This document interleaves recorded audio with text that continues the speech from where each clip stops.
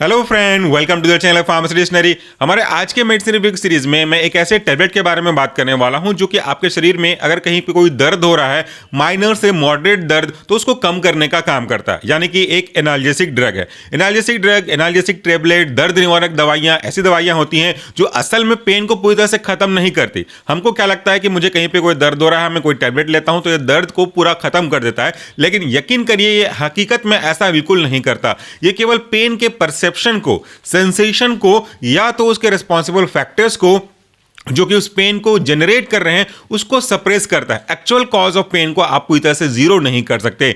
तो ये जो ड्रग है वो क्या है, इसके एक्टिव कॉन्स्टिट्यूएंट क्या है और ये काम कैसे करता है, सब कुछ आपको मैं बहुत सिंपल तरीके से समझाने की पूरी कोशिश करूंगा। आज मेरे हाथ में एक टैबलेट है और इस टैबलेट का जो ब्रांड नेम है वो आप अपने स्क्रीन पे देख सकते हैं। इसका नाम है लुपिसुलाइड पी। लुपिसुलाइड पी ल्यूपिन के द्वारा बनाया गया टैबलेट है, इसलिए इसका जो पहला नाम है लुपिन को रिप्रेजेंट कर रहा है और सुलाइड लगा हुआ है जो कि एक ड्रग का आखिरी हिस्सा दिखा रहा है, वह है निमेसुलाइड। तो इस ड्रग में पी भी लिखा हुआ है, लुपिसुलाइड पी। तो आखिर ये है क्या? लुपिसुलाइड पी में दो एक्टिव कॉन्स्टिट्यूएंट का मिश्रण है। पहला है आपका पैरासिटामोल जिसमें 325 mg यूज किया गया है। दूसरा जो कॉन्स्टिट्यूएंट है वह आपका निमेसुलाइड जिसमें इसका 100 mg यूज किया गया है। तो पैरासिटामोल, अनिमोसुलाइड दो ही इसके एक्टिव कॉन्स्टिट्यूएंट हैं और दोनों मिलकर के आपकी पेन की प्रॉब्लम को कम करते हैं। अब आपको लग रहा होगा कि पैरासिटामोल तो जनरली बुखार में दिया जाता है, तो यहां पर दर्द में इसका क्या रोल है? तो मैं आपको बता दूं, पैरासिटामोल और ये जो आपका निमोसुलाइड है दोनों एक ही कैटेगरी में बिलोंग करते हैं और इस जो मेन क्लास है इसका नाम है NSAID और इसका पूरा नाम क्या होता है? Non steroidal anti inflammatory drug. यानी कि ये स्टेरॉइड्स नहीं है और स्टेरॉइड्स नहीं होने की वजह से बहुत सीवियर पेन को ये ठीक नहीं कर पाएगा। इसलिए मैंने शुरू में कहा माइल्ड से मॉडरेट पेन को ये कम कर सकता है।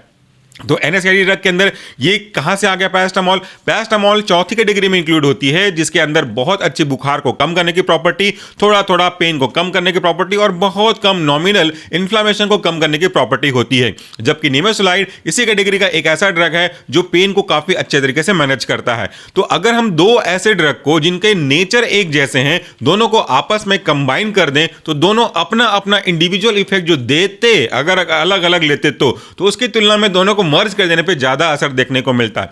फॉर एग्जांपल, आपके कोई बहुत ही अच्छे दोस्त हैं, मतलब आप और आपका एक बेस्ट फ्रेंड दोनों हैं, दोनों को मैं अलग अलग काम देता हूं। एक को यहां पे मतलब समझ लो दिल्ली में और एक को बॉम्बे में काम देता हूं, वही काम देता हूं तो आप अपनी अपनी पोटेंशियल से करोगे, ठीक है? कोई थोड़ा ज्यादा टाइम लेगा, थोड़ा कोई कम टाइम लेगा, काम अच्छे से करोगे। लेकिन एक मैं काम करता हूं कि दोनों को एक जगह बुला लेता हूं, इसी जगह पे एक साथ बुला के कहता हूं कि ये एक काम है, इस काम को दोनों मिल करके करिए। तो आपका जो दोस्त है वो आप ही का नेचर का है, आपके पसंद के हिसाब से काम करता है, दोनों की केमिस्ट्री मैच करती है, तो दोनों पहले इंडिविजुअल की तुलना में काफी अच्छे से काम करोगे। तो दोनों का थोड़ा थोड़ा नेचर अलग अलग होने के बावजूद भी जो इफेक्ट है वो ज्यादा मिला इंडिविजुअल के इफेक्ट के सम से। ये कहलाता है आपका कंबाइंड इफेक्ट ऑफ ड्रग।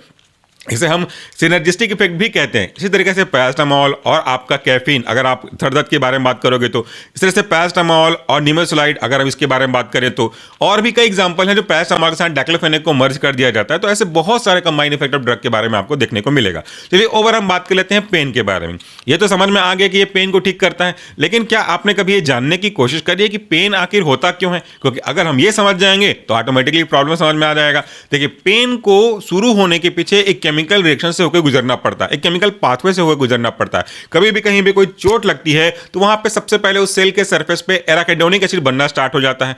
ये एराकिडोनिक एसिड अलग अलग पाथवे, जिसमें कॉक्स पाथवे भी इन्वॉल्व है, लॉक्स पाथवे भी इन्वॉल्व है। तो अभी मैं आपको कॉक्स के बारे में बताता हूं। तो एराकिडोनिक एसिड स्टार्ट होने के बाद आपका या तो कॉक्स 1 या तो कॉक्स 2, इन दोनों के थ्रू आपका फाइनली बनता है प्रोस्टाग्लैंडिन। मैं मेन पॉइंट को बता रहा हूं। तो प्रोस्टाग्लैंडिन अगर आपके शरीर के हिस्से पे बन गया तो फिर आपको पेन होना शुरू हो जाएगा। तो डायरेक्टली अगर हम देखें तो prostaglandin is responsible for pain. और अगर आपको पेन कम करना है तो डेफिनेटली किसको कम करना पड़ेगा? जिसकी वजह से पेन हो रहा है। और ये कौन है? ये है आपका प्रोस्टाग्लैंडिन। तो अगर मैं किसी तरीके से प्रोस्टाग्लैंडिन के बनने को कम कर दूं तो आपके पेन को मैं कम कर सकता हूं। और अभी अभी आपने सुना कि प्रोस्टाग्लैंडिन किससे बनता है? कॉक्स 1 और कॉक्स 2 के थ्रू बनता है। तो अल्टीमेटली हमारा मेन ऑब्जेक्टिव क्या है कि या तो कॉक्स 1 या तो कॉक्स 2 को आपको इनहिबिट कर देना चाहिए। It's simple but not yet that much simple. अब देखिए, हाँ ये बात सही है कि कॉक्स 1 और कॉक्स 2 को इनहिबिट कर दोगे तो प्रोस्टाग्लैंडिन कम बनेगा। प्रोस्टाग्लैंडिन कम बनेगा तो दर्द कम होगा। लेकिन यहाँ पे एक ट्विस्ट है। ट्विस्ट क्या है कि जो कॉक्स 1 है ना, वो आपके लिए बेनिफिशियल भी है, यानी कि वो आपकी मदद भी करता है।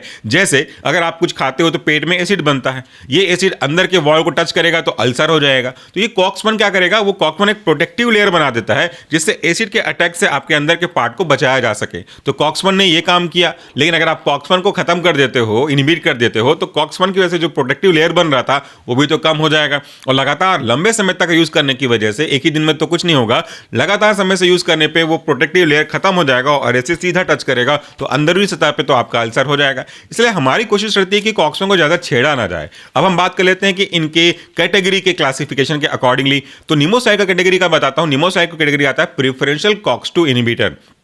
NSAID कैटेगरी जो ड्रग है उनके 3 मुख्य क्लास है और चौथा क्लास भी है, बट 3 मुख्य क्लास ज्यादातर यूज होते हैं। पहला है नॉन सेलेक्टिव कॉक्स इनहिबिटर, जिसमें हम नॉन सेलेक्टिव का मतलब ही यही है कि वो या तो कॉक्स 1 को छेड़ सकता है या तो कॉक्स 2 को छेड़ सकता है। कोई भी हो, गारंटी ये नहीं है कि 1 को ही छोड़ेगा 2 छोड़ेगा।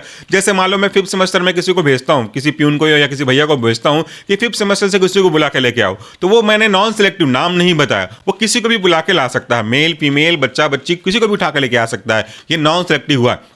दूसरा होता है प्रिफरेंशियल कॉक्स 2 इनहिबिटर, क्योंकि हमको मेन मकसद क्या होना चाहिए, 2 को अफेक्ट किया जाए। तो प्रिफरेंशियल कॉक्स 2 इनहिबिटर मतलब कॉक्स 2 को आप प्रिफरेंस ही दे रहे हो। तो मैं उनको फिर से वही एग्जांपल लेता हूं। मैंने उनको भेजा 5th सेमेस्टर में और ये कहता हूं कि जाओ, कोशिश करो कि किसी लड़के को बुला के लाओ, कोई काम मेरा ऐसा है, वजन उठाना है, तो किसी लड़के को बुला के लाओ। लेकिन अगर कोई लड़के नहीं मिलते तो 2-3 बच्चियों को बुला के लाओ, वो भी बुक को लेके जाएंगी, प्रैक्टिकल फाइल को लेके जा सकती हैं। तो ये आपने प्रेफरेंस ही दे दी कि आप कोशिश करो पहले बॉयज लेकर के आए, नहीं मिले तो आप गर्ल्स लेके आओ। और तीसरा है आपका सेलेक्टिव कॉक्स 2 इनहिबिटर, यानी कि सिर्फ और सिर्फ सेलेक्टिव तरीके से कॉक्स 2 को ही छेड़ेगा। अब मैं क्या कर रहा हूं, इसी एग्जांपल में मैं नाम दे देता हूं, इस नाम के बच्चे को ही बुला के लाओ। तो उस पूरे क्लास में कितने भी बच्चे बच्चियां रहे हैं वो किसी को नहीं बुलाएगा, जिसका नाम दिया उसी को बुलाएगा। तो इस तरीके से आपका जो निमोसाइड है वो प्रेफरेंशियल कॉक्स 2 इनहिबिटर है, यानी कि ये कोशिश करता है कि कॉक्स 2 को अफेक्ट किया जाए, कॉक्स 2 को बंद कर दिया जाए, जिससे फिर आगे जाकर प्रोस्टाग्लैंडिन ना बने। और जब आगे प्रोस्टाग्लैंडिन नहीं बनेगा तो आपका दर्द का एहसास कम हो जाएगा। तो इस तरीके से ये जो निमोसाइड है वो काम करता है। और पैरास्टामोल एक एनाल्जेसिक ड्रग होने के साथ साथ एंटीपायरेटिक भी है, ज्यादा अच्छा स्ट्रॉन्ग एंटीपायरेटिक है और माइल्ड एनाल्जेसिक है। लेकिन जब दूसरे एनाल्जेसिक के साथ मिल जाता है तो उसकी पोटेंसी भी बढ़ जाती है। इसलिए दोनों मिलकर के आपके दर्द को कम करते हैं। अब ये कहां कहां पे यूज हो सकता है, जैसा मैंने कहा माइल्ड टू मॉडरेट पेन में यूज होता है। तो आपका दांत दर्द, कमर दर्द, बदन दर्द, सर दर्द, घुटने का दर्द, कोहनी का दर्द, छोटा मोटा चोट लग गया हो उसका दर्द, इसको काफी अच्छे से मैनेज कर सकता है। लेकिन अगर दर्द बहुत बड़ा है, मतलब कोई ट्रॉमा हो गई हो, सर्जरी हो गई हो, इंजरी हो गई हो, तो उस केस में ये काम ज्यादा नहीं करेगा। अब इसके बात कर लेते हैं डोज के बारे में। डोज तो वैसे हम डिस्कस नहीं करते, वो आपके सीवियर कंडीशन के ऊपर डिपेंड करता है कि वो ज़्यादा है या कम, उसके हिसाब से आप डोज दे सकते हैं। बट एक प्रिकॉशनरी डोज के बारे में बात करता हूं आपको मैं। पैरास्टामोल को कभी भी अगर आप कंपेयर करें 500 mg के ड्रग के कंसंट्रेशन के हिसाब से, ये 500 नहीं है, मैं बस समझाने के लिए एक सिंपल कैलकुलेशन बता रहा हूं। तो 500 mg का अगर आप पैरास्टामोल ले रहे हैं तो दिन में मैक्सिमम उस 500 mg का 4 टेबलेट ले सकते हैं, यानी कि 500 500 500 500 कितना हो गया, 2000 mg, यानी कि 2 ग्राम। तो किसी भी तरीके से आप 2 ग्राम से अधिक पैरास्टामोल को कंज्यूम नहीं कर सकते। अब ये स्टैंडर्ड फार्मूला हो गया। अब आप कौन सा प्रोडक्ट ले रहे हो, उसमें पैरास्टामोल कितना, उसके हिसाब से देख लो। जैसे मैंने बताया आपको इसमें 325 के आसपास है, तो 325 का आप कैलकुलेशन कर लो कितना टैबलेट जाए जो 500 से ऊपर ना जा पाए, सॉरी 2 ग्राम से ऊपर ना जा पाए। प्लस इसमें निमोसाइड भी है। अगर आप पैरास्टामोल या NSAID कैटेगरी के ड्रग का ज्यादा समय तक यूज करते हो तो आपको कई गंभीर प्रॉब्लम हो सकता है। ऐसे करके चेहरा आपका सूज सकता है, दांत में आपका हल्का कनकनाहट हो सकती है, मसूड़े सूज सकते हैं, किडनी की प्रॉब्लम हो सकती है, लीवर की प्रॉब्लम हो सकती है, एलर्जिक रिएक्शन देखने को मिल सकता है। लेकिन ये 1-2 टैबलेट लेने से नहीं होता, लगातार दिन में 3-4 लेते रहेंगे तो ऐसा होगा। इसीलिए कभी भी कोई भी कैटेगरी का ड्रग हो, चाहे NSAID हो चाहे कोई भी हो, आप अनावश्यक रूप से उसका यूज ना करें। लेकिन जब बात आती है NSAID की तो थोड़ा सा और आपको सीरियस होने की जरूरत है, अनावश्यक रूप से आप इसका यूज ना किया करें। Thank you so much for watching this video. नमस्कार, टेक केयर।